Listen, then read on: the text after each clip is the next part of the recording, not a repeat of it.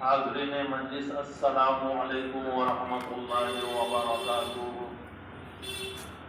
الحمدللہ رب العالمین، والصلاة والسلام علی سید المرسلین وعلی آلہ وصحابہ اجمعین، اما بعد، اعوذ باللہ من الشیطان الرجیم، بسم اللہ الرحمن الرحیم۔ محمد رسول اللہ والذین معه اشداء علی الکفار رحماء بینہم، صدق اللہ العظیم وصدق رسولہ النبی الکریم، ونحن على ذلك لمن الشاہدین والشاکرین، والحمد للہ رب العالمین۔ آئیے سب سے پہلے مصطفیٰ جان رحمت، شمع بزم ہدایت، قاسم کنز نعمت، ہادی امت، محسن انسانیت، حق تعالی کی منت، مالک جنت، گل باغ رسالت، مہر چرخ نبوت، رازدار حقیقت، واقف رموز معرفت، کہف روز مصیبت، قانون داں و قانون ساز شریعت کی بارگاہ بے کس پناہ میں درود و سلام پڑھنے کی سعادت بے قرار حاصل کریں، اور صلی اللہ علی النبی الامی وآلہ وسلم، صلاۃ و سلاما علیک یا رسول اللہ، یا نبی اللہ، یا حبیب اللہ۔ معزز سامعین، آج کی ہماری نورانی اور عرفانی مجلس خلیفہ سوم، امیر المؤمنین، منبع جود و صفا، پیکر شرم و حیا، داماد مصطفیٰ، ہم زلف علی، حضرت سیدنا عثمان غنی رضی اللہ تعالی عنہ کے فضائل و مناقب پر مشتمل ہے۔ آپ کا نام نامی عثمان ابن عفان ہے، اور آپ کی کنیت ابو عبداللہ ہے۔ آپ کے بہت سے القاب ہیں، جن میں سخی بھی ہے، ذکی بھی ہے، غنی بھی ہے، لیکن سب سے مشہور آپ کا لقب ذوالنورین ہے، اور اس کا سبب یہ بتایا گیا ذوالنورین کا۔ ذوالنورین کے معنی آتے ہیں دو نور والے۔ علماء نے لکھا ہے کہ حضرت آدم علیہ السلام سے اللہ کے رسول صلی اللہ علیہ وسلم تک 1,24,000 یا 2,24,000 کم و بیش انبیاء کرام اس دنیا میں مبعوث ہوئے۔ اب ظاہر ہے کہ وہ صاحب اولاد بھی ہوئے، اور انہوں نے اپنی بیٹی اور بیٹوں کے نکاح بھی کیے۔ اب اگر کسی شخص کو انہوں نے اپنی دامادی کا شرف عطا فرمایا تو یہ بڑے فخر کی بات ہے۔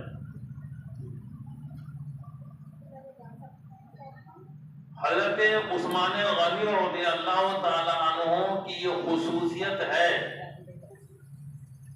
کہ کسی بھی نبی کی دو بیٹیاں کسی ایک شخص کے گھر میں نہیں ہیں۔ یہ حضرت عثمان غنی ہیں کہ ان کے نکاح میں امام الانبیاء صلی اللہ علیہ وآلہ وسلم کی دو بیٹیاں یکے بعد دیگرے نکاح میں آئیں۔ آپ کا پہلا نکاح حضرت رقیہ رضی اللہ تعالی عنہ کے ساتھ ہوا، اور جنگ بدر کے موقع پر حضرت رقیہ بیمار ہو گئی. اسی لیے اللہ کے رسول صلی اللہ تعالی علیہ وآلہ وسلم نے حضرت رقیہ کی تیمارداری کے لیے انہیں مدینے میں چھوڑ دیا. لیکن میرے آقا جس کو چاہیں نواز دیں، جس چیز سے وہ صاحب اختیار ہیں. آپ نے فرمایا کہ عثمان کو ایک مجاہد کا ثواب ملے گا. اللہ ہو، سرکار کے حکم سے رکے ہیں نا، اور مال غنیمت میں سے بھی آپ کو حصہ دیا گیا. اسی لیے حضرت عثمان غنی کو اصحاب بدر میں بھی شمار کیا جاتا ہے. جس وقت غزوہ بدر کی فتح و کامیابی کی خوشخبری لے کر قاصد مدینہ منورہ پہنچا ہے تو اس وقت حضرت رقیہ کی تدفین عمل میں آ رہی تھی. اللہ کے رسول صلی اللہ علیہ وسلم نے اپنی دوسری صاحبزادی حضرت ام کلثوم کا نکاح بھی حضرت عثمان غنی سے فرما دیا. اب سرکار کس درجہ ان سے محبت کرتے تھے، کیا اعتماد تھا، کیا نوازشات تھیں. مولا علی کا قول ہے، آپ فرماتے ہیں کہ میں نے سرکار کو یہ فرماتے سنا کہ اے عثمان، اگر میرے پاس 40 بیٹیاں ہوتی اور وہ سب فوت ہوتی رہتی تو میں سب کو ایک کے بعد ایک تمہارے نکاح میں دیتا رہتا. ام المومنین حضرت عائشہ صدیقہ رضی اللہ تعالی عنہا بیان فرماتی ہیں کہ جب اللہ کے رسول صلی اللہ علیہ وآلہ وسلم نے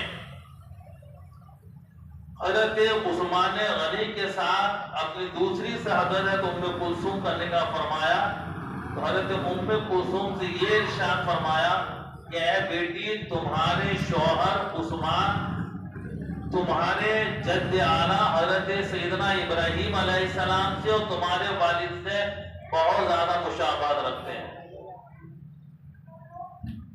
آپ کے حسن و جمال کا عالم یہ تھا کہ حضرت اسامہ بن زید رضی اللہ تعالیٰ عنہ بیان کرتے ہیں کہ مجھے اللہ کے رسول صلی اللہ تعالیٰ علیہ وآلہ وسلم نے ایک پیالے میں سالن لے کر اپنی بیٹی حضرت رقیہ کے یہاں بھیجا ہے تو پانے کے لیے. بولے میں وہ لے کر گیا، اندر جا کر کے ان کو سالن دیا. حضرت رقیہ کو میں نے ایک نظر دیکھا، ایک حضرت عثمان غنی کو دیکھا اور میں دیکھ کر رہ گیا. کہتے ہیں جب میں واپس آیا اور واپس آ کر سرکار صلی اللہ علیہ وسلم کی بارگاہ میں حاضر ہوا تو آپ نے دریافت فرمایا کہ اے اسامہ، کیا تم اندر گئے تھے؟ کہ ہاں یا رسول اللہ. کہ کیا تم نے رقیہ اور عثمان سے زیادہ خوبصورت جوڑا بھی کوئی دیکھا ہے؟ تو میں نے کہا کہ نہیں یا رسول اللہ، کبھی نہیں دیکھا.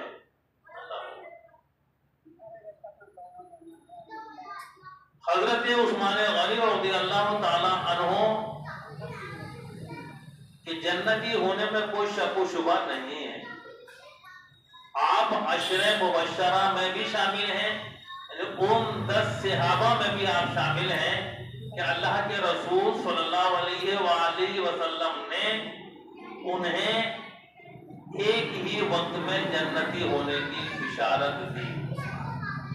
اس کے علاوہ بھی وقتاً فوقتاً حضرت عثمان غنی کہ جنت کے حقدار ہونے کے واقعات سامنے آتے رہے۔ حضرت ابو موسیٰ اشعری رضی اللہ تعالی عنہ بیان کرتے ہیں کہ ایک دن ہم اللہ کے رسول صلی اللہ علیہ وآلہ وسلم کے ساتھ مدینہ منورہ سے باہر ایک باغ میں موجود تھے کہ ایک شخص آنے والا اور اس نے باغ کا دروازہ کھلوانے کی درخواست کی۔ اللہ کے رسول صلی اللہ علیہ وسلم نے فرمایا، حضرت ابو موسیٰ اشعری کو حکم دیا کہ جاؤ آنے والے کے لیے باغ کا دروازہ کھول دو اور اس کو جنت کی بشارت دے دو۔ اللہ رب العزت نے اپنے محبوب کو کیسا علم عطا فرمایا ہے، سبحان اللہ۔ کیا پتہ نہیں آنے والا کون ہے، لیکن سرکار کو معلوم ہے کون ہے، اور یہ معلوم ہے کہ جنتی ہے۔ تو حضرت ابو موسیٰ اشعری کہتے ہیں میں نے جب دروازہ کھولا تو حضرت صدیق اکبر تھے۔ میں نے سرکار کے فرمان عالی شان سے ان کو آگاہ کیا تو انہوں نے اسی وقت اللہ کی حمد و ثنا بیان کی اور اللہ کا شکر ادا کیا۔ کہتے ہم آگے واپس، پھر کچھ دیر کے بعد دوسرا شخص آیا اور اس نے دروازہ کھلوانا چاہا تو میرے آقا نے پھر ارشاد فرمایا کہ جاؤ آنے والے کو دروازہ کھول دو اور اسے جنت کی بشارت دے دو۔ سبحان اللہ۔ حضرت ابو موسیٰ اشعری کہتے ہیں جب میں سرکار کے فرمان کے مطابق دروازہ کھولنے کے لیے پہنچا، دروازہ کھولا تو دیکھا حضرت فاروق اعظم ہے۔ میں نے انہیں بھی اللہ کے رسول صلی اللہ علیہ وسلم کی ارشاد مبارکہ سے واقف کیا، انہوں نے بھی اللہ رب العزت کی حمد و ثنا بیان کی اور اللہ کا شکر ادا کیا۔ کہتے ہیں کہ کچھ دیر کے بعد پھر کوئی تیسرا شخص آیا اور اس نے دروازہ کھولنے کے لیے کہا۔ اللہ کے محبوب پھر ارشاد فرماتے ہیں کہ جاؤ آنے والے کو دروازہ کھول دو اور اسے جنت کی بشارت دے دو۔ کہتے میں جب پہنچتا ہوں تو کیا دیکھتا ہوں کہ حضرت عثمان غنی ہیں۔ میں نے انہیں بھی اللہ کے محبوب صلی اللہ علیہ وسلم کی طرف سے دی ہوئی بشارت پہنچا دی تو انہوں نے بھی اللہ رب العزت کا شکر ادا کیا، اس کی حمد و ثنا بیان کی اور کہا کہ ہر حال میں میرا ناصر اللہ رب العزت ہی ہے۔ عزیزان گرامی، ظاہر اس حدیث پاک سے ثابت ہوتا ہے کہ یہ خلفاء ثلاثہ ہو گئے، تین خلفاء ہو گئے، یہی ترتیب ہمارے بیان کی چل رہی ہے، اور یہ تینوں قطعی جنتی ہیں، عشر مبشرہ میں بھی ہیں اور یہاں بھی دیکھو تینوں کو سرکار نے جنت کی بشارت عطا فرمائی۔ حضرت عثمان غنی رضی اللہ تعالیٰ عنہ کے نصیب میں شہادت کی موت آئی اور اس بات کا بھی علم آپ کو پہلے ہو چکا تھا۔ جی، اللہ کے محبوب صلی اللہ علیہ وآلہ وسلم نے ایک مرتبہ حضرت صدیق اکبر، حضرت فاروق اعظم، حضرت عثمان غنی کو لیا اور آپ احد پہاڑ پر تشریف لے گئے۔ جب آپ احد پر پہنچے تو احد نے ہلنا شروع کر دیا۔ اب اس کو صوفیہ فرماتے ہیں کہ پہاڑ محبت میں ہلنے لگا۔ اللہ کے محبوب صلی اللہ علیہ وسلم نے اس پر اپنی ایڑی مبارک سے ٹھوکر لگائی اور ارشاد فرمایا کہ اے احد تو ٹھہر جا، اس لیے کہ تیرے اوپر اس وقت ایک نبی، ایک صدیق اور دو شہید ہیں۔ سبحان اللہ۔ تو یہاں پر بھی دیکھیے اللہ کے محبوب صلی اللہ علیہ وسلم نے فرما دیا، ایک نبی تو سرکار ہو گئے، صدیق حضرت ابو بکر ہو گئے اور دو شہید حضرت عمر اور حضرت عثمان گئے۔ حضرت عمر کو بھی شہادت کی موت نصیب ہوئی تو حضرت عثمان غنی بھی جانتے تھے کہ میں شہید ہوں گا، اور میرے آقا و مولا صلی اللہ علیہ وسلم نے پہلے ہی آپ کو شہید فرما دیا۔ عزیزان گرامی، حضرت عثمان غنی کو اللہ رب العزت نے بے پناہ دولت عطا فرمائی، لیکن اس سے کہیں زیادہ شان صحابت بھی عطا فرمائی۔ اس لیے دولت کی طلب کوئی بری چیز نہیں ہے، ہر انسان کے دل میں خواہش ہوتی ہے، ضرورتیں بھی ہیں، تو یہ دعا کرنا کوئی برا نہیں ہے، آپ اپنے دولت کے لیے دعا کریں، لیکن دولت کی جب دعا کریں تو حضرت عثمان غنی کی صحابت کا صدقہ بھی مانگا کریں، کیونکہ یہ دولت آزمائش کی چیز بھی ہے۔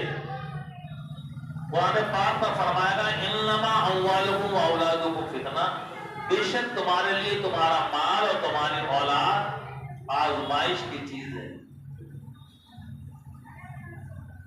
حضرت عثمان غنی رضی اللہ عنہ وہ خوش نصیب صحابی رسول ہیں کہ جنہوں نے اپنی دولت خرچ کر کے اللہ کے رسول صلی اللہ علیہ وسلم سے دنیا ہی میں جنت خرید بھی لی۔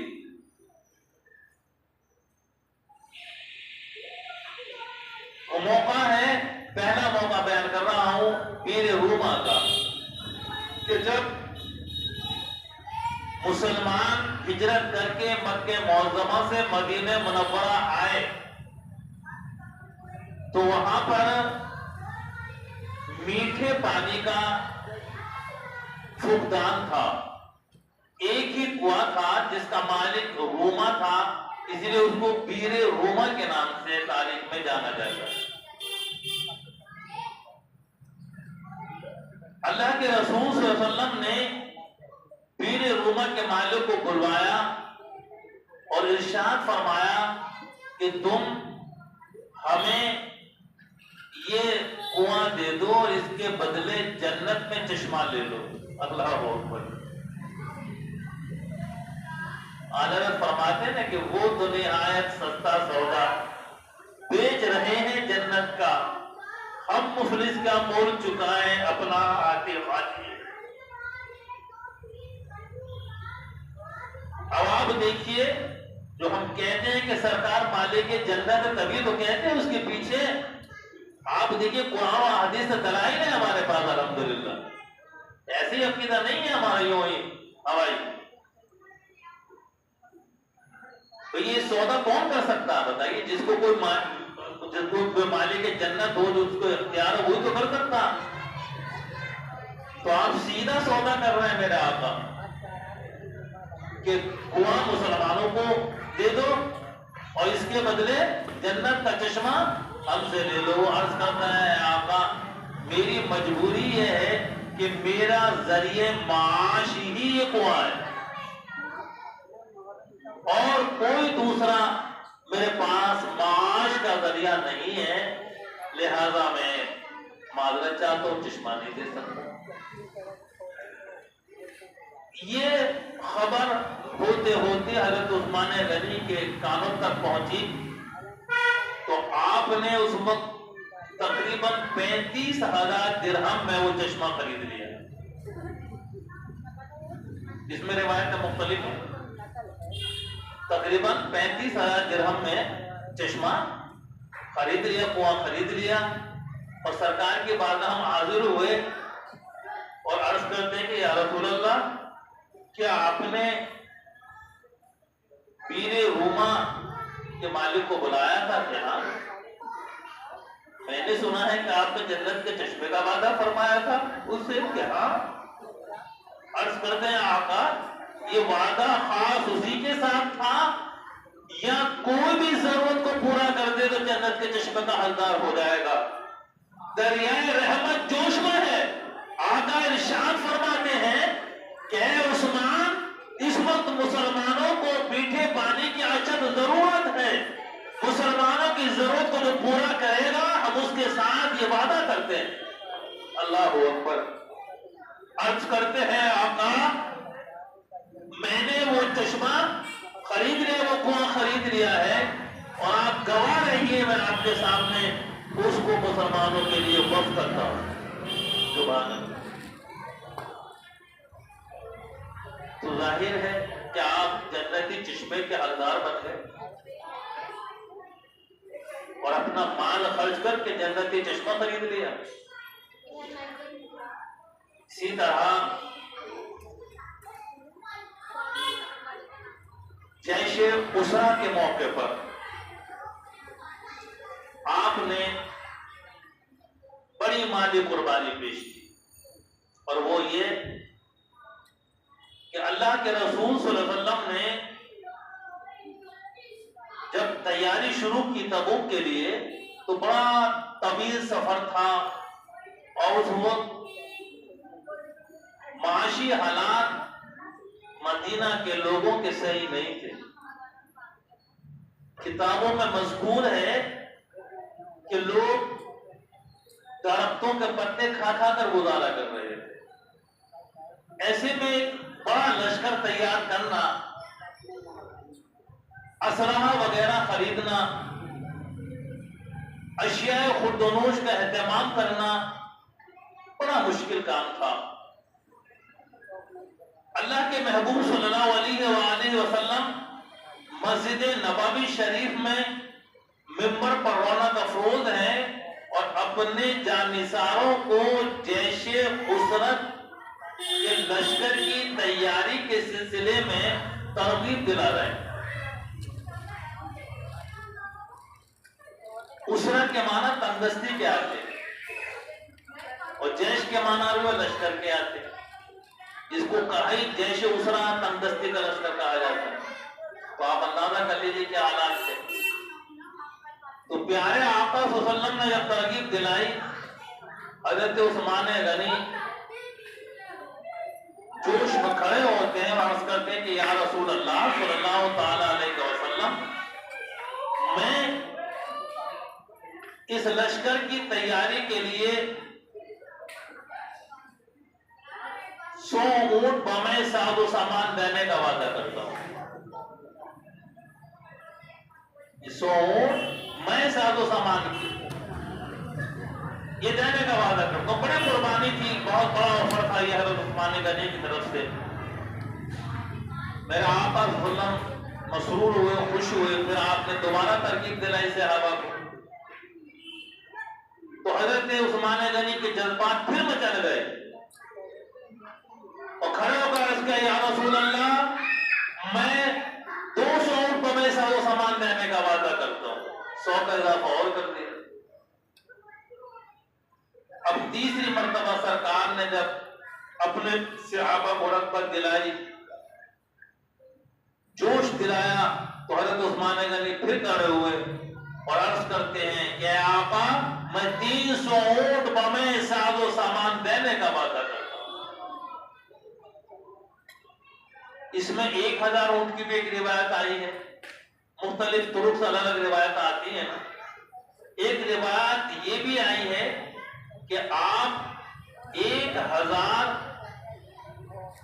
دینار اپنے ساتھ لائے تھے دینے کے لیے اس وقت، اور آپ انہیں 1000 دینار سرکار صلی اللہ علیہ وسلم کو پیش کیے، تو سرکار ان کو ہاتھوں سے اٹھاتے جاتے تھے، دیکھتے جاتے تھے اور ارشاد فرما رہے تھے کہ آج کے بعد کوئی عمل عثمان کو نقصان نہیں پہنچائے گا۔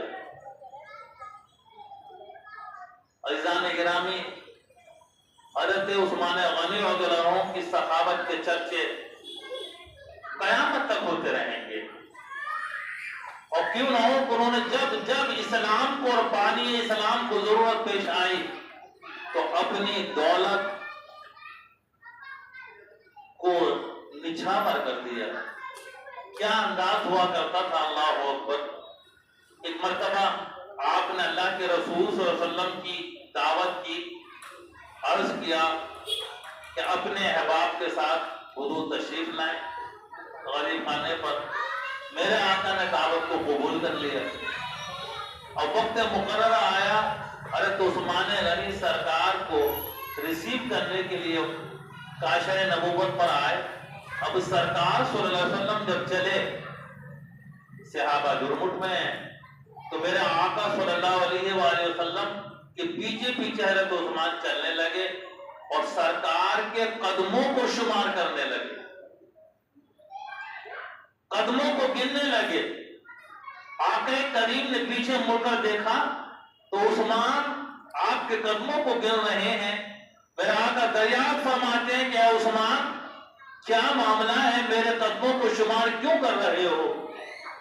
تو علماء انداز میں عرض کرتے ہیں کہ اے آقا، میری خواہش یہ ہے آج کہ جتنے قدم پاک آپ اپنے کاشان نبوت سے میرے غریب خانے تک رکھ دیں گے، اتنے ہی غلام میں آج آزاد کر دوں گا۔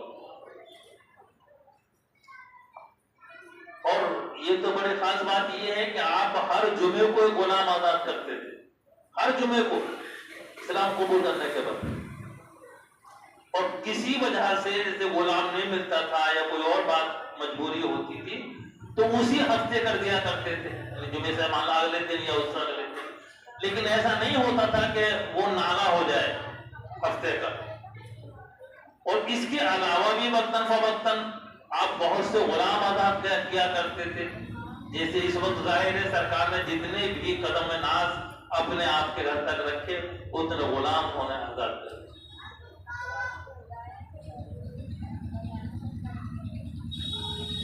ایک انصاری صحابی تھے، ان کے قریب میں ایک منافق رہتا تھا، لیکن اس وقت تک اس کا نفاق ظاہر نہیں ہوا تھا۔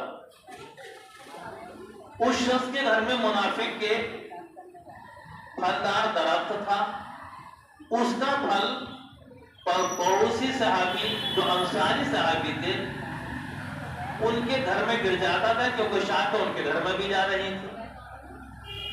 ان کے بچے پھل گرتا اٹھا کے کھا لیا کرتے تھے، وہ بہت سختی کیا کرتا تھا۔ یہ انصاری صحابی بارگاہ رسالت میں حاضر ہوئے شکایت دے گا اس کی کہ یا رسول اللہ، میں تو نہیں اٹھاتا ہوں، بچے اٹھا لیتے ہیں، چھوٹے چھوٹے بچے، اور یہ بڑی سختی کرتا، آپ ذرا نرمی کے لیے اس کو حکم فرما دیں۔ دریائے کرم جوش میں ہے، آقا مہربانی فرماتے اپنے اس انصاری صحابی پر، اور اس شخص سے کہتے ہیں کہ تم اس درخت کو ان انصاری صحابی کو دے دو اور اس کے بدلے جنت میں درخت لے لو۔ اب کتنا ضروری موقع تھا جنت کا درخت حاصل کرنے کا، اللہ اکبر۔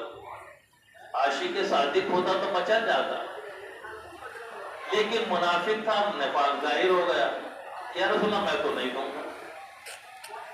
سرکار نے کچھ نہیں کہا، آپ کیا عادت تھی، چلا گیا۔ حضرت عثمان غنی کو جب یہ واقعہ معلوم ہوا تو آپ اس کے پاس پہنچے اور ایک پورا باغ دے کر کے اس ایک درخت کو خرید لیا۔ اللہ اکبر۔ اور پھر بارگاہ رسالت میں آ گئے، یا رسول اللہ آپ گواہ رہیے، وہ میں نے پورا باغ دے دیا ہے اور اس سے وہ درخت خرید لیا ہے، اور آپ اس انصاری صحابی کو بلا کر کے اس سے کہتے ہیں کہ پیڑ اس کا ہوگا۔ سبحان اللہ۔ حضرت سیدنا صدیق اکبر رضی اللہ عنہ کا دور خلافت تھا، اس وقت مال کی شارٹیج پڑ گئی، جو باہر سے آنا تھا، تجارتی قافلے آیا کرتے تھے، ظاہر ہے وہ مال لایا کرتے تھے، لوگ پریشان ہوئے اور سب مل کر کے امیر المومنین سیدنا صدیق اکبر رضی اللہ عنہ کے پاس پہنچے، آپ کی بارگاہ میں پہنچ کر عرض کیا کہ اے خلیفہ رسول اللہ، آپ ہمارے حالدار پر کچھ توجہ کیجئے، مدینہ شریف میں اشیاء خوردونوش کی قلت ہو گئی ہے، آپ کو ترکیب کیجئے۔ اب آپ اپنی مومنانہ فراست سے دیکھ رہے تھے کیا ہونے والا۔ صدیق اکبر فرماتے ہیں کہ صبر کرو، اللہ انتظام کرنے والا، ایک دن کا اور صبر کرو۔ سب لوگ اپنے گھروں کو چلے گئے۔ اگلے دن صبح ہی صبح حضرت عثمان غنی کے تجارتی قافلے میں 1000 اونٹ جن پر کھانے پینے کی اشیاء تھی، وہ قافلے میں، وہ قافلہ مدینے پہنچ گیا۔ اب جیسے ہی تجارتی قافلہ مدینے میں پہنچا، تو تمام مدینہ شریف کے تاجران آپ کے بارگاہ میں آ گئے اور بولے بتاؤ اس مال کو کتنے نفع پر فروخت کرتے ہو؟ کسی نے کہا کہ میں 2 گنے دینے کو تیار ہوں، کسی نے کہا میں 3 گنے دینے کو تیار ہوں، کسی نے کہا 4 گنا نفع میں دوں گا، کسی نے کہا 5 گنا نفع دوں گا۔ اس کے بعد سب لوگ خاموش ہو گئے۔ پھر تمام تاجروں نے مل کر کے آپ سے کہا کہ اور کتنا نفع لینا چاہتے ہیں آپ؟ 5 گنا نفع کیا کم ہے؟ تو آپ نے ارشاد فرمایا مجھے اس سے زیادہ مل رہا ہے۔ تو تعجب میں پڑ گئے وہ لوگ، کہا کہ تمام مدینے کے تاجر تو یہاں موجود ہیں اور قافلہ پہنچے اور ہم آئے، ہم سے پہلے کون قیمت لگا گیا؟ اور آخر وہ کون اتنا بڑا تاجر ہے کہ اتنی قیمت لگا گیا کہ 5 گنا نفع کو قبول نہیں ہے؟ آپ اس کا نام تو بتائیں۔ حضرت عثمان غنی مسکرا کر ارشاد فرماتے کہ میرا رب مجھے 10 گنا نفع دے رہا، اور آپ نے تمام مال مسلمانوں میں غریبوں میں تقسیم کرا دیا، لوگ ضرورتوں کو پورا کرتے، اللہ کی راہ میں ایسے ہی خرچ کر دیا۔ اور ظاہر ہے کہ ہر نیکی کا بدلہ 10 گنا تو کم از کم، اس طرح آپ نے اشارہ فرمایا تھا۔ تو آپ دیکھیں کہ حضرت عثمان غنی رضی اللہ تعالیٰ عنہ جب یہ موقع آتا رہا اپنی شان سخاوت کے جلوے دکھاتے رہے۔ آپ کا ایک اور وصف ہے، وہ ہے کہ آپ بڑے شرم و حیا والے تھے، بڑے مزاج کے اعتبار سے شرمیلے تھے، اور اس درجہ شرم و حیا والے تھے کہ حضرت امام حسن رضی اللہ تعالیٰ عنہ سے بعد میں کسی نے پوچھا کہ ہم نے سنا ہے کہ حضرت عثمان بہت زیادہ حیا اور شرم والے تھے، آپ اس کے متعلق کچھ بیان فرمائیں گے؟ تو حضرت امام حسن کی گواہی سنی، آپ نے فرمایا کہ ان کی شرم و حیا کا عالم یہ تھا کہ جب مکان کے اندر بھی نہانے کا ارادہ کرتے تھے تو کپڑے اتارتے ہوئے بڑی شرم محسوس کرتے تھے، یہاں تک کہ کمر کبھی سیدھی نہیں کی، کمر جھکا لیا کرتے تھے۔ یہ ان کی شرم و حیا کا عالم تھا۔ اب اس شرم و حیا کی قدر خود اللہ کے رسول صلی اللہ علیہ وسلم نے کتنی کی ہے، یہ بڑا ایمان افروز واقعہ ہے۔ ایک مرتبہ اللہ کے محبوب صلی اللہ علیہ وآلہ وسلم کا شان نبوت پر جلوہ فروز تھے کہ سیدنا صدیق اکبر رضی اللہ تعالیٰ عنہ حاضر بارگاہ رسالت ہوتے ہیں اور اندر آنے کی اجازت طلب کرتے ہیں۔ نبی رحمت صلی اللہ علیہ وآلہ وسلم ان کو اجازت عطا فرماتے ہیں۔ حضرت صدیق اکبر اندر گئے، گفتگو کا سلسلہ شروع ہو گیا۔ کچھ دیر کے بعد حضرت فاروق اعظم رضی اللہ تعالیٰ عنہ وہاں حاضر ہوتے ہیں، اندر آنے کی اجازت طلب کرتے ہیں۔ آقا کریم صلی اللہ علیہ وسلم نے ان کو بھی اجازت عطا فرما دی، وہ بھی محفل کا حصہ بن گئے۔ سرکار ان دونوں حضرات سے گفتگو فرماتے رہے۔ پھر کچھ دیر کے بعد حضرت عثمان ذوالنورین وہاں پہنچتے ہیں اور اندر آنے کی اجازت طلب کرتے ہیں۔ اب پورے واقعے میں خاص پہلو یہ ہے کہ اللہ کے محبوب صلی اللہ علیہ وسلم اپنے بستر پر آرام فرما تھے، لیٹے ہوئے تھے، اور آپ کی پنڈلی مبارک سے کپڑا ہٹا ہوا تھا۔ صدیق اکبر کو اسی عالم میں اجازت دی، فاروق اعظم کو اسی عالم میں اجازت دی، ان سے ہم کلام بھی ہوئے، لیکن حضرت عثمان غنی نے جب اجازت طلب کی تو ان کو اندر آنے کی اجازت دینے سے پہلے پیارے آقا صلی اللہ علیہ وآلہ وسلم نے کپڑے کو اپنی ران پر جو کھلی ہوئی تھی ڈھکا، کپڑے کو سمیٹا اور پھر ان کو اندر آنے کی اجازت دی۔ حضرت عائشہ صدیقہ رضی اللہ تعالی عنہا تمام منظر کو دیکھ رہی تھی۔ جب یہ محفل برخاست ہو گئی، سب لوگ اپنے اپنے گھروں کو چلے گئے، تو آپ نے بارگاہ نبوت میں عرض کیا کہ یا رسول اللہ صلی اللہ تعالی علیہ وسلم، آپ آرام کے موڈ میں تھے، میرے والد آئے، آپ نے ان کو یوں ہی بلا لیا، حضرت فاروق اعظم آئے، ان کو بھی اجازت دے دی، لیکن میں نے یہ کیا دیکھا کہ عثمان بن ذوالنورین کو بلانے سے پہلے آپ نے یہ اہتمام فرمایا کہ اپنے کپڑوں کو درست کیا، پھر اجازت دی۔ تو اب آقا کریم کے وہ الفاظ سنیے، اللہ اکبر۔ میرے آقا ارشاد فرماتے ہیں کہ اے عائشہ، کیا میں اس شخص سے حیا نہ کروں جس سے آسمان کے فرشتے بھی حیا کرتے ہیں؟ اللہ اکبر۔ اور ایک حدیث پاک میں تو یہ الفاظ ہے، میرے آقا نے ارشاد فرمایا کہ میں نے اپنے عثمان کے لیے اللہ رب العزت کی بارگاہ میں دعا کی ہے کہ یا اللہ، میرا عثمان بہت زیادہ شرم و حیا والا ہے، کل بروز قیامت تو اس سے حساب نہ لینا کہ تیرے سامنے کھڑے ہو کر وہ حساب نہ دے سکے گا۔ اللہ ہو۔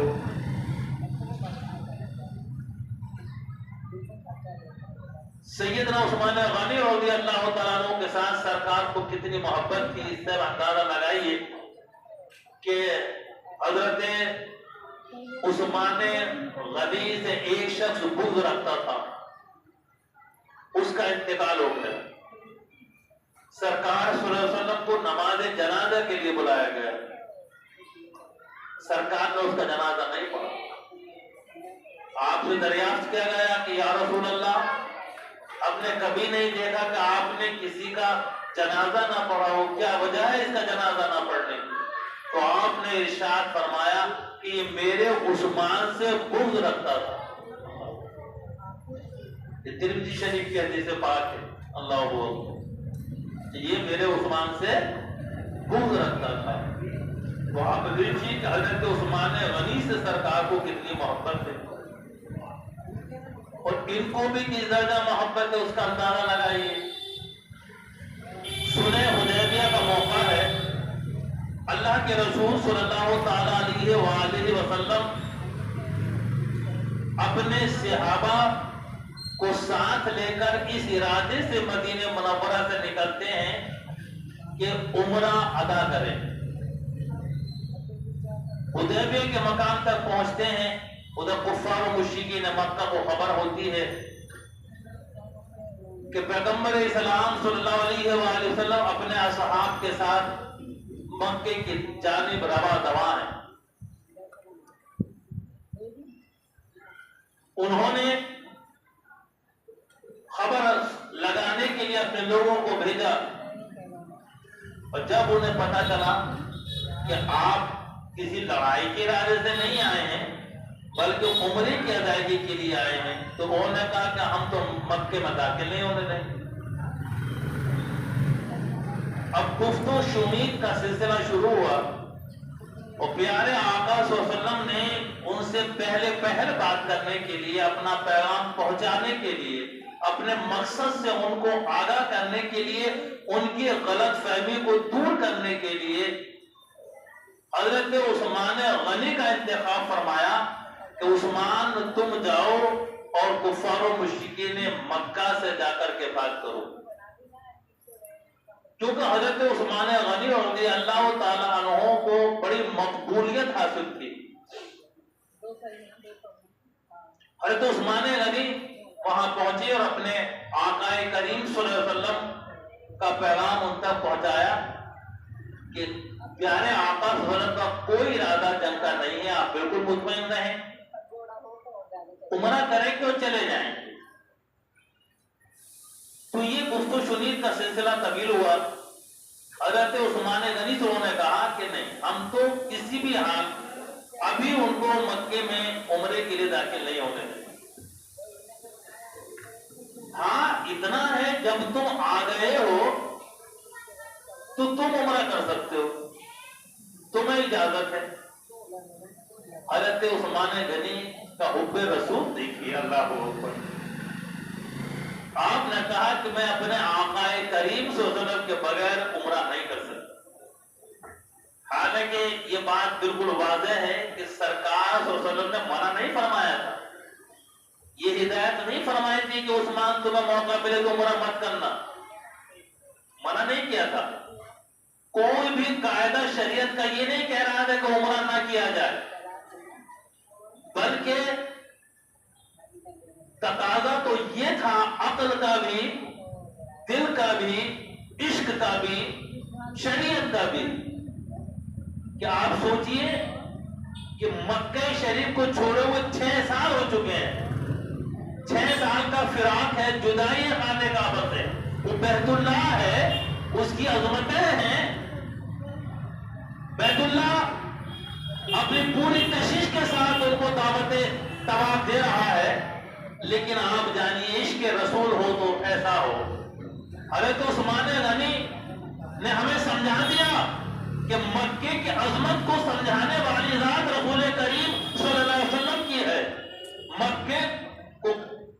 مکے شریف میں رہتے ہوئے بھی انہوں نے طواف کرنے سے انکار کر دیا اور کہا کہ میرے آقا نہیں ہیں تو میں طواف نہیں کروں گا۔ ادھر کچھ لوگوں میں چیمیں شروع ہو گئی کہ بھئی ان کو تو قیدین ہو گئے، وہ تو آرام سے طواف کر رہے ہوں گے، ہم پر سبقت لے گئے، ان کو تو مزہ آ گیا۔ اللہ کے رسول صلی اللہ علیہ وسلم نے سنا تو آپ نے بڑے اعتماد کے ساتھ ارشاد فرمایا کہ میرا عثمان بغیر میرے طواف نہیں کر سکتا۔ حضرت عثمان غنی رضی اللہ تعالی عنہ کو غیر معمولی تاثیر ہو گئی، وہاں روک لیا انہوں نے۔ ادھر یہ خبر مشہور ہو گئی کہ حضرت عثمان غنی کو شہید کر دیا گیا۔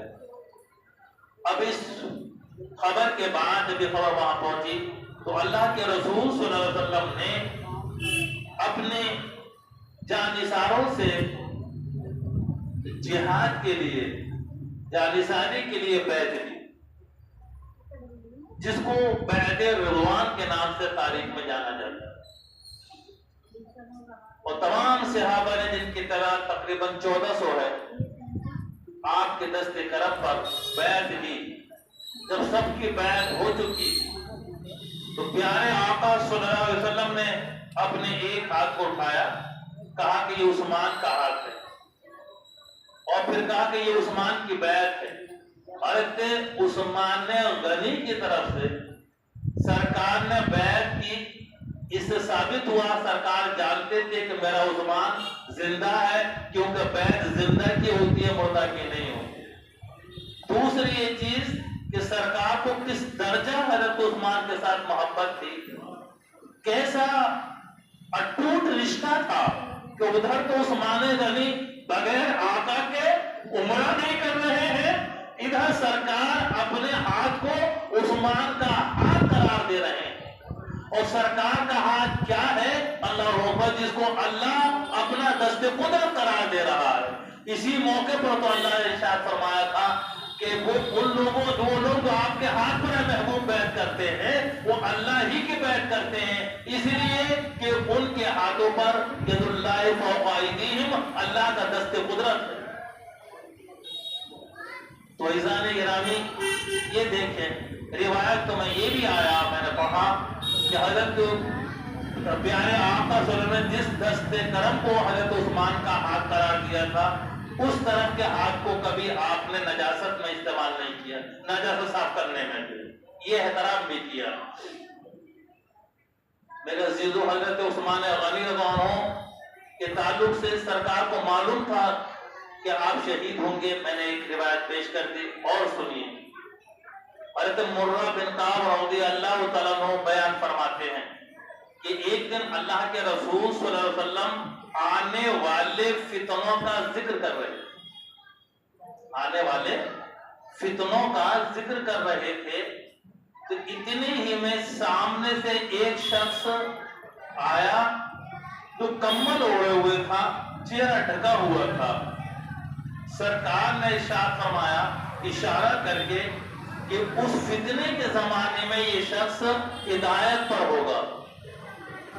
اب صحابہ کا بھی عجیب مزاج تھا، اللہ اکبر، کہ انہوں نے اس بات کو تشنا نہیں چھوڑا بلکہ اٹھے اور اٹھ کر کے، کیونکہ چہرہ نظر نہیں آ رہا تھا نا، تو پہنچ گئے اور حضرت عثمان غنی کا چہرہ دیکھا کھلوا کر کے کون ہے، تو حضرت عثمان غنی تھے، وہیں سے کہتے یا رسول اللہ یہ حق پر ہوں گے آئے ہیں، کیسا کنفرمیشن بات کیا ہے انہوں نے جو ہے کہ یا رسول اللہ یہی ہیں، انہی کے متعلق فرمایا، میرے آقا نے فرمایا ہاں یہی ہدایت پر ہوں۔ ایک اور حدیث پاک میں اللہ کے محبوب صلی اللہ علیہ وسلم نے ارشاد فرمایا تھا کہ اے عثمان، اللہ تم کو ایک قمیص پہنائے گا اور لوگ کوشش کریں گے کہ تم اس قمیص کو اتار دو، تم اس قمیص کو ہرگز ہرگز مت اتارنا۔ حضرت عثمان غنی رضی اللہ تعالی عنہ کی سفارش سے ایک حدیث پاک کا مفہوم ہے 70,000 ایسے لوگ جہنم سے نکال کر کے جنت میں پہنچائے جائیں گے کہ جن پر جہنم واجب ہو چکا ہے۔ اللہ، اب خود سوچیے کہ حضرت عثمان غنی کا مقام مرتبہ جنت میں کیا ہوگا۔ تبھی تو میرا آقا نے ارشاد فرمایا کہ لکل نبی رفیق فی الجنہ اور رفیقی فیہا عثمان بن عفان، ہر نبی کے لیے جنت میں ایک رفیق ہوگا، ساتھی ہوگا، اور جنت میں میرا ساتھی عثمان ابن عفان ہوگا۔ اللہ ہو، تو آپ کا کتنا بلند مرتبہ ہوگا۔ عزیزان گرامی، حضرت عثمان غنی رضی اللہ تعالی عنہ اس طرح سے خلیفہ مقرر ہوئے، اس تاریخ کو بتانا ضروری ہے۔ حضرت سیدنا فاروق اعظم رضی اللہ تعالی عنہ پر جب وار کیا گیا اور آپ شدید زخمی ہو گئے اور زندگی کی کوئی امید باقی نہ رہی، تو لوگوں نے آپ سے خلیفہ مقرر کرنے کے لیے کہا۔ حضرت سیدنا فاروق اعظم رضی اللہ عنہ نے کسی ایک شخص کو خلیفہ مقرر نہیں کیا۔ آپ نے ارشاد فرمایا کہ میں خلافت کے لیے ان 6 لوگوں سے زیادہ کسی کو مستحق نہیں سمجھتا کہ جن سے اللہ کے رسول صلی اللہ علیہ وسلم اس دنیا میں رہتے ہوئے خوش ہو کر کے روانہ ہوئے، اور آپ نے ان 6 لوگوں کے متعلق فرمایا کہ ان میں سے ہی کوئی بھی خلیفہ بن جائے۔ ایک کمیٹی بنا دی ایک طرح سے 6 لوگوں کی، اور کردار دیکھیے حضرت فاروق اعظم کا رضی اللہ تعالیٰ عنہ کہ آپ نے کہا کہ میرا بیٹا مشورے میں شامل ہو سکتا ہے لیکن خلافت سے اس کو کوئی سروکار نہیں ہوگا، یعنی خلیفہ نہیں بنے گا۔ اپنے بیٹے کی نفی کی، جبکہ حضرت عبداللہ ابن عمر رضی اللہ تعالیٰ عنہ کسی معمولی آدمی کا نام نہیں ہے، صحابہ میں بھی ان کا بلند رتبہ ہے، عبادت میں، ریاضت میں، علم حدیث میں، علم فقہ میں، سب میں وہ ممتاز نظر آتا عبداللہ ابن عمر۔ تو آپ نے اپنے لائق بیٹے کو بھی مسلمانوں پر خلیفہ نہیں بنایا، یہ ہے کردار فاروقی، بلکہ 6 ان لوگوں کی نشاندہی فرمائی کہ جنہیں اسلام میں سبقت حاصل تھی، اور جن کے متعلق فرمایا کہ رسول اللہ ان سے بہت خوش ہو کر دنیا سے گئے۔ وہ نام کون کون سے ہیں؟ حضرت مولا علی، حضرت زبیر، حضرت طلحہ، حضرت عبد الرحمن بن عوف، حضرت سعد ابن وقاص اور حضرت عثمان غنی۔ 6 ہو گئے نا؟ کیونکہ یہ 6 لوگ ہیں، ان میں سے کوئی خلیفہ بن جائے۔ اب جب حضرت فاروق اعظم کی تدفین عمل میں آ گئی تو تیسرے دن یہ کمیٹی بیٹھی انتخاب خلیفہ کے لیے۔ حضرت عبد الرحمن بن عوف رضی اللہ تعالیٰ عنہ نے کہا کہ بھئی اگر ووٹنگ کا معاملہ آتا تو 6 میں فیصلہ کیسے ہوگا، 3 ایک طرف ہوگا، 3 ایک طرف، تو بہتر یہ ہے کہ 3 لوگ 3 کے حق میں دستبردار ہو جائیں. یہ تجویز رکھی انہوں نے. اس کو منظور کیا گیا تو حضرت زبیر نے اپنا حق حضرت علی کو دے دیا, حضرت طلحہ نے حضرت عثمان کو دے دیا, حضرت سعد ابن وقاص نے حضرت عبد الرحمن بن عوف کو دے دیا. اب 3 لوگ تو پیچھے ہٹ گئے, 3 لوگ رہ گئے, حضرت علی, حضرت عثمان, حضرت عبد الرحمن بن عوف.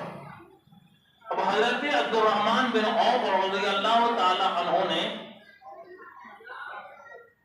یہ کہا حضرت علی کو تنہائی میں لے جا کر کے, اے علی, اگر میں تمہیں خلیفہ بنا دوں تو قبول کر لینا, میں کسی دوسرے کو خلیفہ بنا دوں تو تم اس پر تیار ہو جانا. کیا مجھے یہ اختیار دیتے ہو, یہ وعدہ کرتے ہو؟ حضرت علی نے وعدہ کر لیا. حضرت عثمان غنی سے بھی یہی گفتگو کی, انہوں نے وعدہ کر لیا. اس کے بعد حضرت عبد الرحمن بن عوف رضی اللہ تعالیٰ عنہ نے حضرت عثمان غنی کا ہاتھ اٹھایا اور کہا کہ میں ان کو خلیفہ منتخب کروں, اور ان کے ہاتھ پر بیعت کر لی. حضرت مولا علی نے بھی بیعت کر لی, باقی سب نے کر لی. اس طرح حضرت عثمان غنی رضی اللہ عنہ بغیر کسی اختلاف کے خلیفہ منتخب ہو گئے. اب یہاں میں مناسب سمجھتا ہوں, کیونکہ یہ بڑا سینسیٹیو ٹاپک ہوتے چلے جا رہے ہیں, اپنے اپنے مسلک کے اعتبار سے لوگ ان سب واقعات کو بیان کر رہے ہیں, تو اہل سنت والجماعت کا موقف کیا ہے, اور خود ہم حضرت علی کی گواہی یہاں پر پیش کرنا چاہتے ہیں تاکہ سارا معاملہ ہی صاف ہو جائے. حضرت مولا علی مشکل کشا قرن ذوالکریم جب بصرہ پہنچے, اپنے زمانے کی بات ہے ان کے دور خلافت میں, جب بصرہ پہنچے تو ان سے اس وقت یہ سوال کیا گیا کہ مولا علی, یہ کہا جاتا ہے, یہ مشہور ہے کہ آپ سے اللہ کے رسول صلی اللہ علیہ وسلم نے خلافت کا وعدہ کیا تھا اور خلافت آپ کو بعد میں نہیں دی گئی, اس میں آپ سے سچا بیان کون دے سکتا ہے؟ تو 2 لوگوں نے کھڑے ہو کے یہ سوال کیا حضرت مولا علی سے. اب حضرت مولا علی کیا جواب عطا فرما رہے ہیں؟ آپ نے ارشاد فرمایا کہ میں نے جب سب سے پہلے رسالت کی تصدیق کی ہے تو میں کوئی بھی جھوٹ بات اللہ کے رسول صلی اللہ علیہ وسلم کی طرف منسوب نہیں کر سکتا. اللہ کے رسول صلی اللہ علیہ وسلم کا نہ تو اچانک انتقال ہوا, نہ آپ کو شہید کیا گیا. سب جانتے ہیں کہ آپ علیل رہے ہیں, اور جب آپ کی عدالت کا زمانہ تھا تو آپ نے سیدنا صدیق اکبر کو امامت کے مصلی پر کھڑا کیا, باوجود اس کے کہ آپ کے بیوی نے منع کیا تھا, لیکن آپ نے کہا نہیں, ابو بکر ہی نماز پڑھائیں گے. تو نماز دین کی اصل ہے جسے اللہ کے رسول صلی اللہ علیہ وسلم نے ہمارے لیے دین میں مقدم کر دیا. ہم نے دنیا کے معاملے میں بھی, خلافت میں بھی ان کو مقدم سمجھ دیا اور ان کے ہاتھ پر بیعت کر لی. اور میں نے ان کے حکم کے مطابق جہاں انہوں نے لشکر میں بھیجا, میں جنگ کے لیے گیا, جہاد کے لیے گیا, میں نے جنگیں لڑی. مال غنیمت میں سے انہوں نے مجھے جتنا حصہ دیا میں نے قبول کیا. جو تحفے تائب ہونا دیے میں نے وہ قبول کیے, جو ہدایا میں نے وہ قبول کیے. ان کے کہنے کے مطابق میں نے شرعی سزائیں بھی دی, حدود بھی قائم کیے. اب انہوں نے دنیا سے رخصت ہوتے وقت حضرت فاروق اعظم رضی اللہ عنہ کو خلیفہ مقرر کر دیا. ہم نے ان کی بھی اطاعت کی, اسی طرح سے ان کے حکم کے مطابق جنگیں لڑی. مال غنیمت میں جو انہوں نے دیا میں نے اس کو قبول کیا. شرعی سزائیں میں نے ان کے دور میں دی. اب جب ان سے خلافت کے متعلق کہا گیا تو انہوں نے کسی ایک کو خلیفہ نہ بنا کر 6 لوگوں کو نامزد کر دیا. اب کہتے ہیں کہ مجھے اس وقت لگا جب میں نے اپنے قربت رسول اللہ کو, اسلام میں سبقت کو اور دیگر چیزوں کو دیکھا تو مجھے لگا کہ کمیٹی اب میری ذات پر کسی کو ترجیح نہیں دے گی، لیکن حضرت عبدالرحمن بن عوف نے مجھ سے وعدہ لے لیا اور اس کے بعد اعلان حضرت عثمان غنی کا کر دیا۔ تب مجھے لگا کہ میری اطاعت میرے خلافت پر غالب آ گئی، اور مجھ سے وعدہ جو لیا گیا تھا حقیقت میں وہ میرے لیے نہیں کسی دوسرے کے لیے لیا گیا، لیکن میں وعدہ کر چکا تھا۔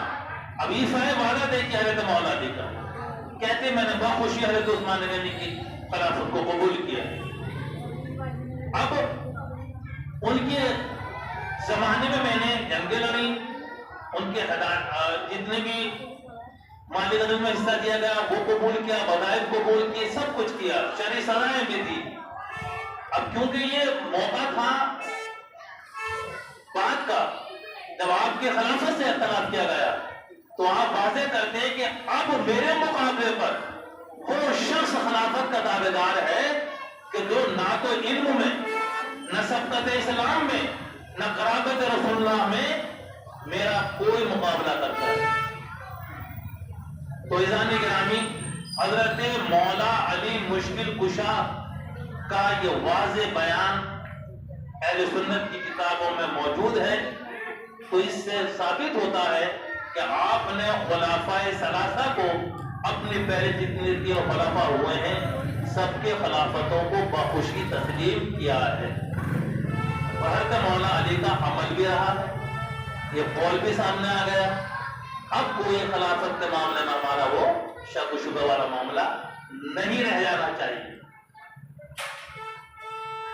عزیزان گرامی، حضرت عثمان غنی رضی اللہ عنہ کو سب سے زیادہ خلافت کا وقت ملا، 12 سال آپ کے خلافت کے، سب سے زیادہ وقت انہی کو ملا۔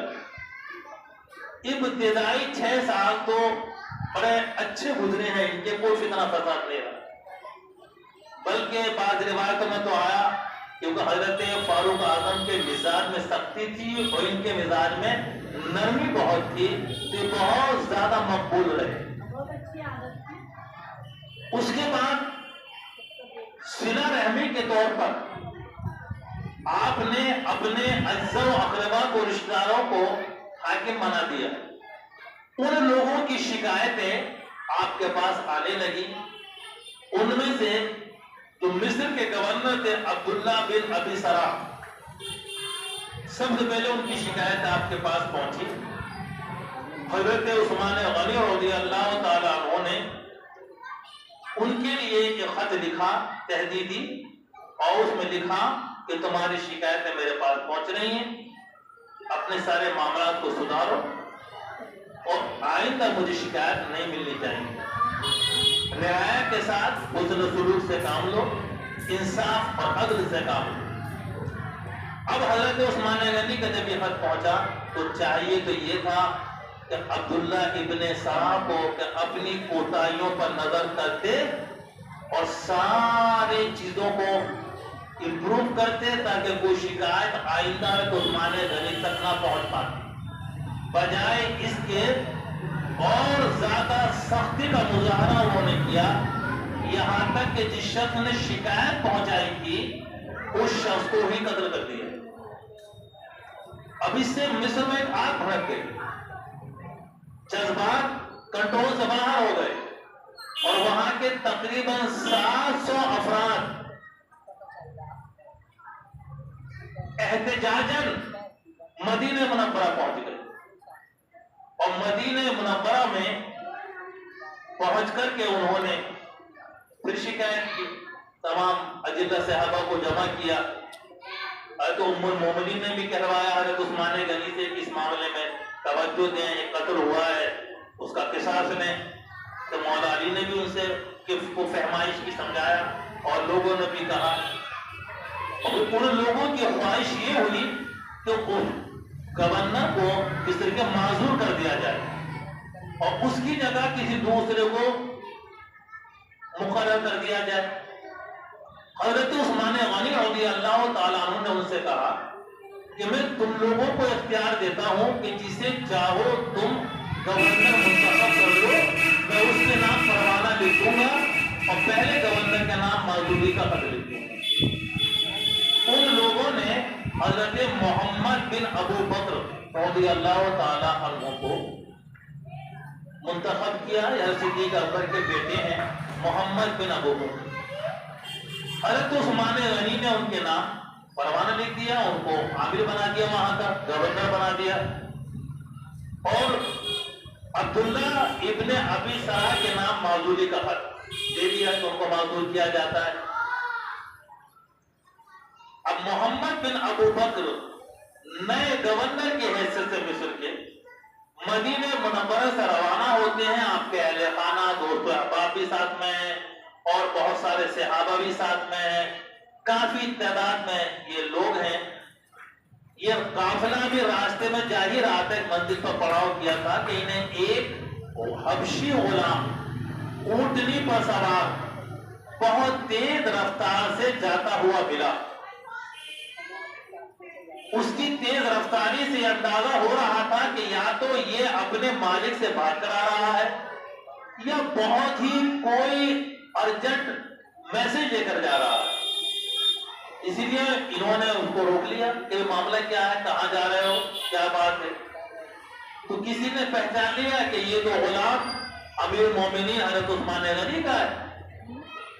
اب اس سے تفتیش کی گئی تو اس نے اتنا کہا کہ میں حاکم مصر کے نام امیر المومنین کا پیغام لے کر جا رہا ہوں. انہوں نے کہا کہ بھئی حاکم مصر تو ہمارے ساتھ محمد بن ابو بکر. کہا کہ نہیں, پہلے والے کے نام لے کے جا رہا ہوں. اب تھوڑا شک اور گہرا گیا کہ معزولی کا خط تو ہمیں دے دیا گیا, اب یہ پیغام کون سا جا رہا ہے. لہذا اس کی جب تلاشی لی گئی تو یہ خط اس سے برآمد ہوا, اور اس خط کا مضمون ایسا تھا کہ جس نے سب کو حیرت میں ڈال دیا. خط کا مضمون یہ تھا کہ یہ خط امیر مومنین کی طرف سے ہے عبداللہ ابن ابی سرح کے نام, اور ان کو لکھا کہ ان لوگوں نے مجھ سے زبردستی محمد بن ابو بکر کو وہاں کا حاکم بنوا لیا ہے. لہذا جیسے ہی وہاں پہنچے اور ان کے ساتھی وہاں پہنچے, ان سب کو قتل کر دینا اور اگلے حکم تک تم اپنے عہدے پر بحال رہنا. سب کے توتے ہو گئے. مضمون ہی ایسا تھا کہ بھئی یہ قتل کا حکم کیوں دیا جا رہا ہے. ایک طرف تو حاکم ہونے کا پروانہ دیا جا رہا ہے, دوسری طرف یہ سازش ہو رہی ہے. تو جتنے بھی لوگ تھے سب کے سامنے خط کھولا گیا تھا, ان کی موڑیں وہاں لگوائی گئیں, اور پھر پورا قافلہ واپس مدینہ شریف آ گیا. اب یہ 700 افراد تو پہلے ہی تھے مصر کی, اور یہ یہاں کے لوگ تھے, کافی تعداد میں لوگ تھے. اب مدینے میں پہنچے اور سب یہ پوری کہانی سنائی, اور سب حیرت میں پڑ کے بھی کیا معاملہ ہے. پھر یہ طے ہوا کہ مولا علی مشکل کشا کو نمائندہ بنایا جائے, وہی حضرت امیر المومنین سے بات کر سکتے. حضرت علی وہ غلام وہ خط اور ان کو لے کر کے پہنچے. آپ نے دریافت کا امیر مومنین یہ غلام آپ کا ہے, بے شک یہ غلام میرا ہے. اونٹنی آپ کی ہے کہ اونٹنی بھی میری ہے. پھر آپ نے کہا یہ خط آپ کا ہے. کہا کون سا خط. جب مولا علی نے دکھایا کہ یہ خط, جب آپ نے پڑھا تو کہا واللہ یہ خط میرا نہیں, نہ میں نے یہ خط لکھا نہ کسی کو لکھنے کا حکم دیا. آپ نے جب قسم کھا کر کہا تو مولا علی کو اطمینان ہو گیا. حضرت عثمان غنی جیسی عظیم المرتبہ شخصیت جھوٹی قسم نہیں کھا سکتی, اس لیے آپ کو یقین ہو گیا. لیکن کچھ لوگوں کو شکوک و شبہات رہے, اور پھر بات یہ ہے کہ آخر یہ خط اگر امیر مومنین نے نہیں لکھا ہے تو غلام تو ان کا ایک اونٹی بھی ان کی, یہ گھر میں کسی کی حرکت ہے, باہر والے کی تو ہو نہیں سکتی. لہذا اس پر غور و فکر کیا, تحریر کو بار بار دیکھا, تو لوگ اس نتیجے پر پہنچے کہ مروان بن حکم کی حرکت ہے, جو آپ کے یہاں گھر میں موجود تھا. اور مروان بن حکم یہ آپ کا چچزاد بھائی بھی ہے, آپ کا داماد بھی ہے, بڑا کنٹروورشل یہ شخص ہے, اور اس سے بڑا نقصان پہنچا ہے. حضرت عثمان غنی اگر شہید ہوئے ہیں تو میں واقعہ بیان کرنے آ رہا ہوں آگے, آپ بھی اس نتیجے میں پہنچیں گے، وجہ یہی ہے اس کے پیچھے۔ اور پھر بعد میں بنو امیہ نے اس کو مدینے کا گورنر بنایا ہے۔ حضرت امام حسین کے وقت میں بھی یہ گورنر تھا، حضرت امام حسن کے وقت میں بھی گورنر تھا، مولا علی کو سب و شتم کرنے والا بھی یہی تھا، یہ وہی مروان ہے۔ تو عزیزان گرامی، مروان کے لیے مطالبہ شروع کر دیا ان لوگوں نے، بلوائیوں نے، چاروں طرف سے حضرت عثمان غنی کے مکان کو گھیر لیا گیا اور کہا کہ مروان کو ہمارے حوالے کرو، مروان کو ہمارے حوالے کرو۔ اب اس میں کوئی شک و شبہ نہیں ہے کہ مروان کو ان کا حوالے کر دیا جاتا، اس کو قتل کر دیا جاتا اس وقت، لیکن حضرت عثمان غنی نے صرف شبے کی بنیاد پر اس کو ان کے حوالے نہیں کیا، اور پھر اس سبب سے ان محاصرین نے محاصرے میں اتنی سختی کر دی کہ حضرت عثمان غنی مسجد نبوی شریف میں بھی نماز پڑھنے کے لیے نہیں جا سکتے تھے۔ آنے والی رسم کو بند کر دیا گیا، پانی کو بند کر دیا گیا۔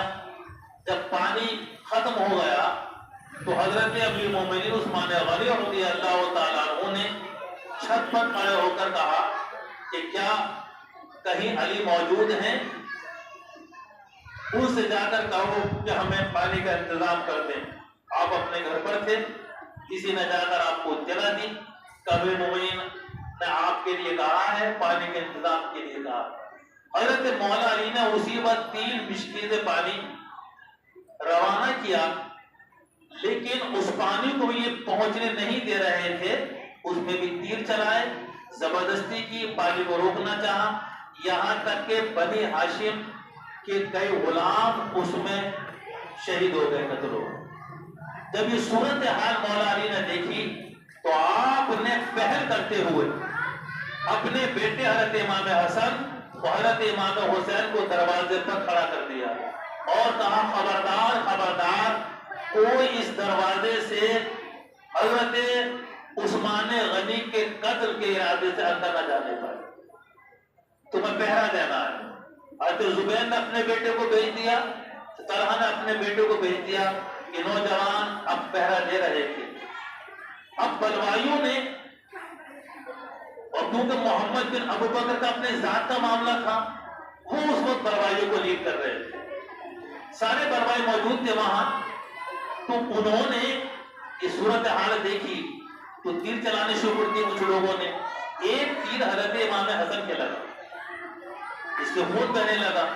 اب محمد بن ابو بکر نے صورتحال دیکھی کہ حضرت حسن زخمی ہو گئے، کہ بنی ہاشم اگر زخمی حالت میں حضرت امام حسن کو دیکھ لیں گے تو پھر سارے حالات کا نشہ بدل جائے گا، لہذا وہ اجرت سے کام لیتے ہوئے تو مصر کے لوگوں کو اپنے ساتھ میں لیا اور پڑاؤ والے مکان میں، انصاری صحابی کا مکان تھا، اس میں داخل ہوئے اور چھت سے کود کر کے حضرت عثمان غنی کے اندر داخل ہوئے۔ دروازے سے انٹر ہو نہیں سکتے تھے، حضرت امام حسن، حضرت امام حسین، حضرت ابن زبیر، حضرت ابن طلحہ موجود تھے وہاں پر،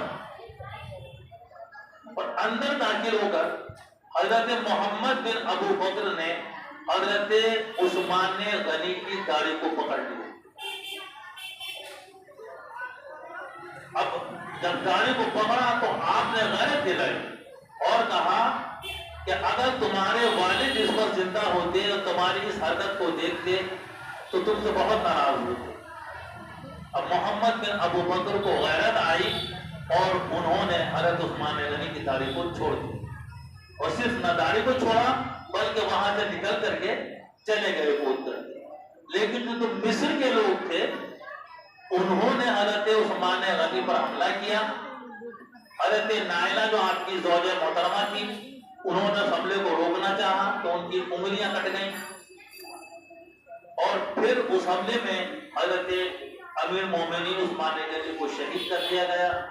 آپ اس وقت قرآن پاک کی تلاوت کر رہے تھے، اللہ کے رسول صلی اللہ علیہ وسلم ایک دن پہلے خواب میں آئے تھے اور پوچھا تھا کہ اے عثمان تم روزے سے ہو؟ کہ ہاں یا رسول اللہ روزے سے ہوں۔ کہا کہ آج افطار تم ہمارے ساتھ حوض کوثر پر کرو گے، تم کو شہید کیا جائے گا اور خون جو بہے گا تمہارا تو اس کا پہلا قطرہ قرآن کی آیت فَسَيَكْفِيكَهُمُ اللَّهُ پر گرے گا، جیسے سرکار نے فرمایا تھا ویسے ہی ہوا.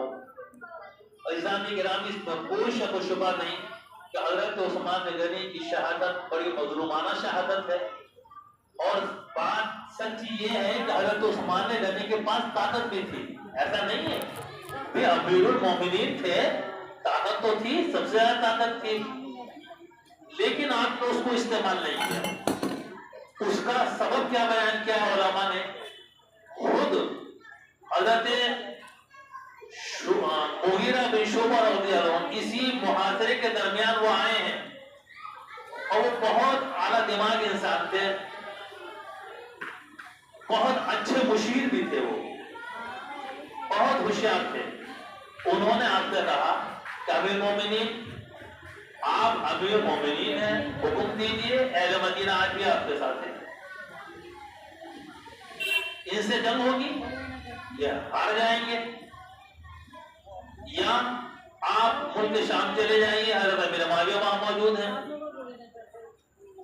آپ محفوظ رہیں گے، یا آپ رات کی تاریکی میں اونٹنی پر سوار ہو کر مکہ معظمہ پہنچ جائیں. آپ نے جواب دیا مغیرہ بن شعبہ کو کہ سنیے، ملک شام میں ہجرت کر کے نہیں جانا چاہتا، میں ہجرت کر کے تو یہاں آیا ہوں مدینہ منورہ. اس شہر محبوب کو چھوڑ کر کون سے شہر کو اپنا؟ اب رہا مکہ معظمہ کا معاملہ، ظاہر وہ بھی حرمت والا ہے. تو ایک حدیث بات آپ نے کی کہ میں نے اللہ کے رسول صلی اللہ علیہ وسلم سنا ہے کہ کوئی قریشی ہوگا، یعنی قریش میں سے کوئی شخص ہوگا جس کی وجہ سے وہاں فتنہ و فساد ہوگا تو اس پر آدھی دنیا کا عذاب ہوگا، لہذا میں وہ بھی نہیں بننا چاہتا. اب رہا معاملہ یہ کہ جنگ کرنے کا، اللہ کے رسول صلی اللہ علیہ وسلم نے مجھے شہادت کی بشارت دے دی ہے. جنگ ہوگی تب بھی میں شہید ہو جاؤں گا، جنگ نہیں ہوگی تب بھی میں شہید ہو جاؤں گا. میں خوریزی مسلمانوں پسند نہیں. اسی طرح سے حضرت عبداللہ ابن عمر رضی اللہ تعالیٰ عنہ خود آپ کے پاس آئے اور کہا کہ آپ ہمیں حکم دیجئے، یہ مصری لوگ، ان کی کیا حیثیت ہمارے سامنے ہے بلوائیوں کی، ہماری تلواروں کو دیکھ دیکھ کر مسلمان ہوئے ہیں، آپ ہمیں حکم دیجئے ہم اسے جنگ کریں اور ان کو یہاں سے باہر نکال دیں. آپ نے ان سے بھی کہا کہ عبداللہ ابن عمر، میں خوریزی پسند نہیں کرتا، شہادت میرا مقدر ہے، وہ مجھے مل کر رہی. جتنے آپ نے غلام آزاد کیے تھے ایسے مشکل وقت میں، کیونکہ یہ محاصرہ 50 دن چلا ہے، 2-4 دن نہیں چلا ہے، 50 دن یہ محاصرہ چلا ہے، تو وہ آئے اکٹھا ہو کر کے. انہوں نے کہا آپ کے احسانات ہیں، آپ نے ہمیں غلامی کی زندگی سے نکال کر آزادی کی زندگی نصیب کی، لہذا آپ ہمیں حکم دیجیے، ہم ہتھیار اٹھائیں آپ کے لیے. کہا کہ اگر میرا کچھ احسان مانتے ہو اور میرا کچھ حق ادا کرنا چاہتے ہو تو ہتھیار کھول دو، جنگ مت کرو، میں خوریزی پسند نہیں کرتا. عزیزان گرامی، اس طرح سے یہ امام مظلوم شہادت سے سرفراز ہوئے. انا للہ و انا الیہ راجعون. حضرت عثمان غنی رضی اللہ تعالیٰ عنہ سے چند کرامات کا ظہور بھی ہوا. ان میں سے ایک یہ ہے کہ اسی محاصرے کے دوران آپ جب ایک مرتبہ مسجد نبوی میں آئے اور لوگوں سے خطاب کیا کہ میرا قصور کیا ہے تو بتاؤ، تو جب آپ خطاب فرما رہے تھے، عمر کیونکہ آپ کی زیادہ تھی، اس میں مختلف روایتیں ہیں کہ کتنے عمر میں آپ شہید ہوئے، لیکن اس میں کوئی شک نہیں کہ آپ 80 سے اوپر تھے.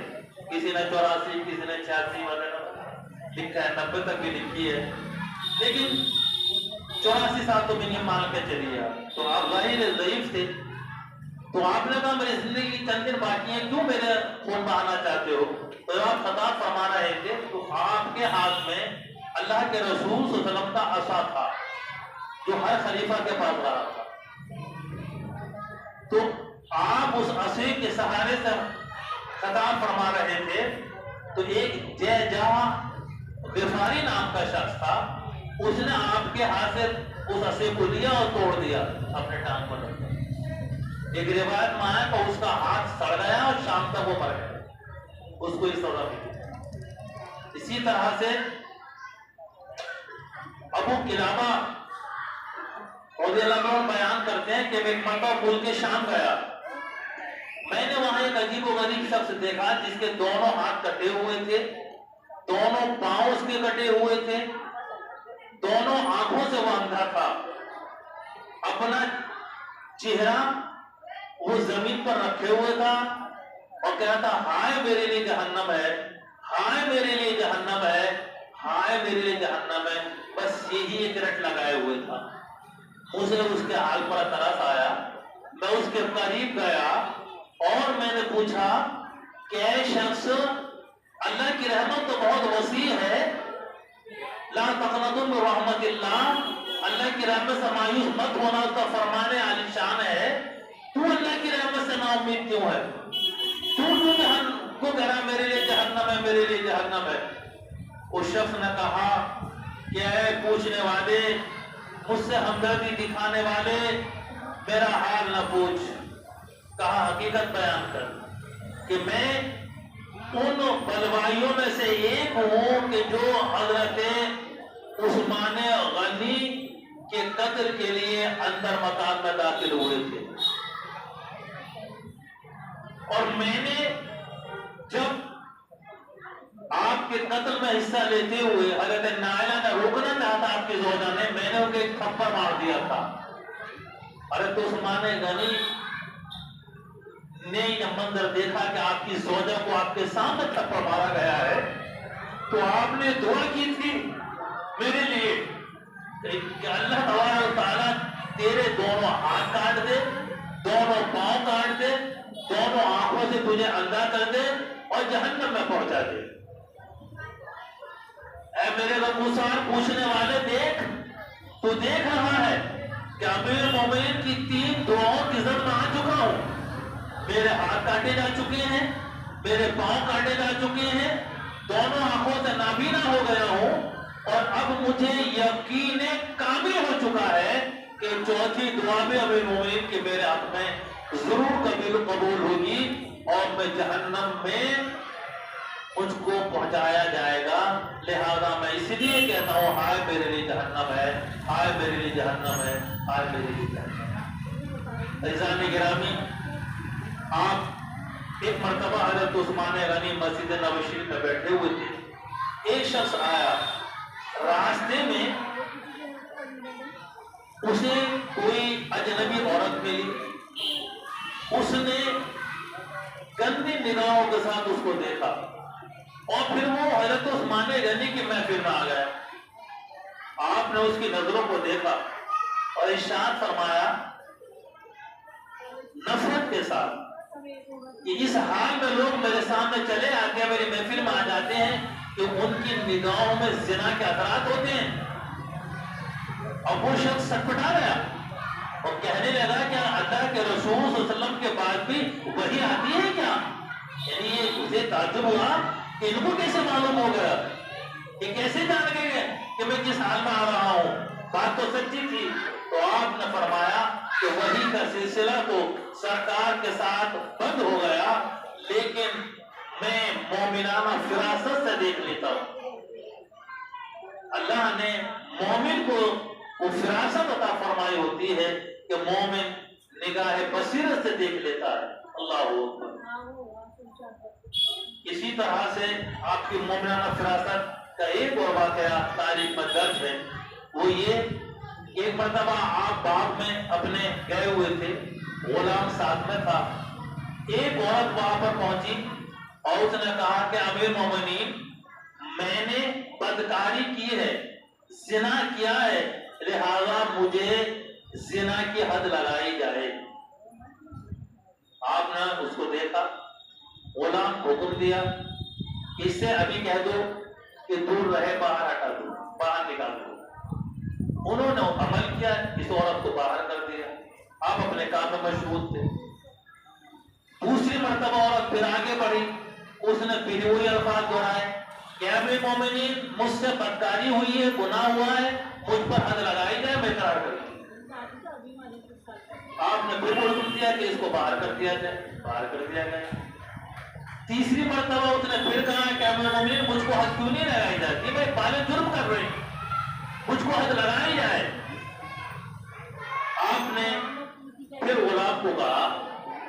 عورت کو گھر لے جاؤ، اس کو اچھی طرح سے اس کی تواضع کرو، کھانا کھلاؤ، پانی پلاؤ، اس کو نیند اس کی پوری کراؤ، آرام سے سلاؤ، اور پھر اس کے بعد میرے پاس لے کر آؤ۔ غلام نے حکم کی تعمیل کی۔